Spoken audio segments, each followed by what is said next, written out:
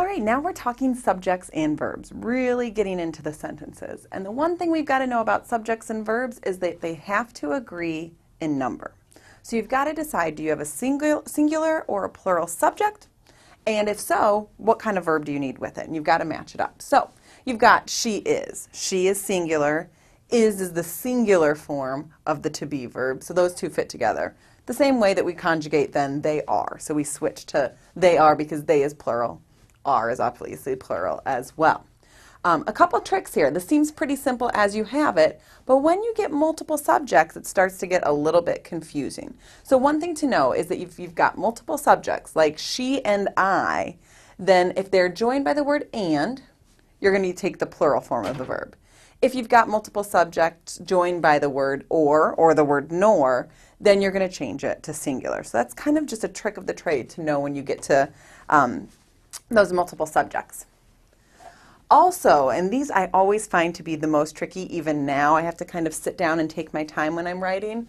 When you've got the indefinite pronouns that are up here, each one, either, neither, everyone, everybody, anybody, anyone, nobody, somebody, someone, and no one. Those are always going to take the singular.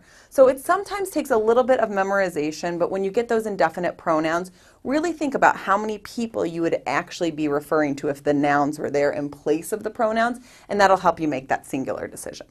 So if we take a look at these sentences, I hope the Cubs and the Giants make it to the playoffs.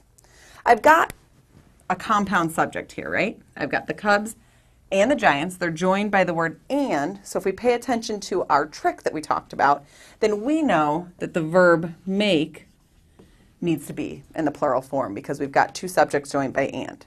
All right? My friends and I are going to Wrigley Field. Same thing there. We've got my friends and I, so we know they're joined by and. They've got to take the plural verb.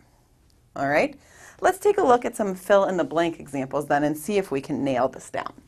So we've got some blank, this will be the year for the Cubs. Who blank? They're blank always next year.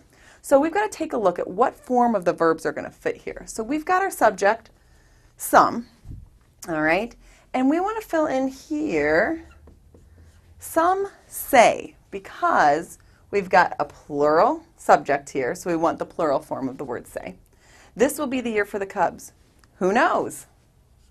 All right, spoken like a true Cubs fan, right? So we've got who, which is one of those, again, it's an interrogative pronoun that can also be used, considered an indefinite pronoun because you don't really know who fills in the blank there.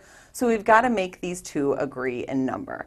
And then finally, when we use this word there, it's always going to be followed. There is always next year, so we've got to actually look down here. We're talking about a singular next year, so we want to make this match up because there is actually the pronoun standing in for next year. So we've got to make the is a singular verb. So there you go. Subjects and verbs agree in number. Just take your time and really think about some of those tricks we talked about, especially when it comes to those indefinite pronouns.